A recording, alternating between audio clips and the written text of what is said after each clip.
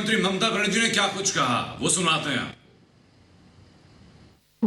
বাংলা কিন্তু কোনো অশান্তি পছন্দ করে না এবং আমি নিজেও করি না। আমি প্রত্যেককে বলবো প্লিজ টেক প্রপার কেয়ার যাতে কোনো ভায়োলেন্স কোথাও না হয় এবং কোথাও কোথাও ইলেকশনের পরে কিছু স্পোরাডিক ইনসিডেন্ট হয়। আমি আজ থেকে ল অ্যান্ড অর্ডার ট্যাকেল করব এবং কঠোর হস্তে আমি এগুলো মোকাবিলা করব। এটা আমার সেকেন্ড কাজ। আমি ফিরে গিয়ে আমি যেটা যেটা ল অ্যান্ড অর্ডারের যেখানে যেখানে যাদের পোস্টিং করা সেগুলো করে যাতে কোনো রকম কোনো অশান্তি কোথাও না হয় আর যদি কেউ অশান্তি করে তার বিরুদ্ধে কড়া পদক্ষেপ নিতে আমি কিন্তু। वैसे कि रीमा इस वक्त हमारे साथ जुड़ चुके हैं फोन लाइन के जरिए। रीमा, शपथ ग्रहण समारोह हुआ ही अपने आप में बेहतर बात है, ममता बनर्जी के तीसरी दफा मुख्यमंत्री बनी है, लेकिन जगदीप धनखड़ के भाषण में बहुत अहम बातें हैं। वो साफ जिक्र कर रहे हैं कि राज्य सरकार मौजूदा वक्त में इनकॉम्पिटेंट नजर आ रही है राज्य में हिंसा की वारदातों को संभालने के लिए।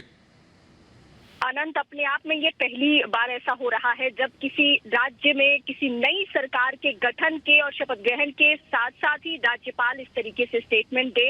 वो उस सरकार के लिए कितनी बड़ी चुनौती और कितना बड़ा सवाल मौजूदा सरकार के ऊपर उठ रहा है आप समझ सकते हैं, क्योंकि राज्यपाल आप याद करके देखेंगे तो बीते कुछ सालों में किसी राज्यपाल ने इस तरीके से राज्य सरकार को लेकर स्टेटमेंट नहीं दिया है। तो आप समझ सकते हैं कि हालात कितने बिगड़ चुके हैं पश्चिम बंगाल में। और जिस तरीके की घटनाएं पिछले 2-3 दिनों में हमने देखा है, चुनाव परिणाम जब आ रहा था और उसके बाद से जो स्थिति लगातार बिगड़ती रही, आउट ऑफ कंट्रोल सिचुएशन, उसके बाद राज्यपाल ने इससे पहले भी ममता को चेताया था। एक ट्वीट के जरिए बाकायदा उन्होंने बातें कही थी, लेकिन आज जो बड़ी बात उन्होंने कही है उससे बहुत ही बड़े संकेत मिल रहे हैं ममता बनर्जी को। हालांकि चुनौती को स्वीकार करना होगा। उन्होंने कहा है कि लॉ एंड ऑर्डर पे मेरा ध्यान है, मैं लगातार ऐसे लोगों को लेकर एक्शन लूंगी, लेकिन ये भी एक सच्चाई है कि मुख्यमंत्री ममता बनर्जी को थोड़ा वक्त लग गया।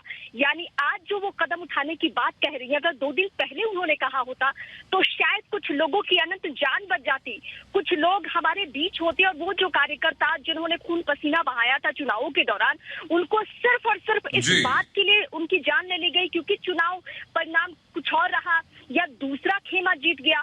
पश्चिम बंगाल में सबसे हास्यास्पद और सबसे दुर्भाग्यपूर्ण स्थिति यह है कि बिल्कुल रीमा वापस लौट रहे हैं आपके पास, मैं वापस लौटूंगा और जैसे ही कोई इस मामले में अपडेट सामने आते रीमा वापस लौटा जाएगा आपके पास। बहुत बहुत शुक्रिया रीमा आपका हम तक जुड़ने के लिए, उस बारे में जानकारी हम तक पहुंचाने के लिए।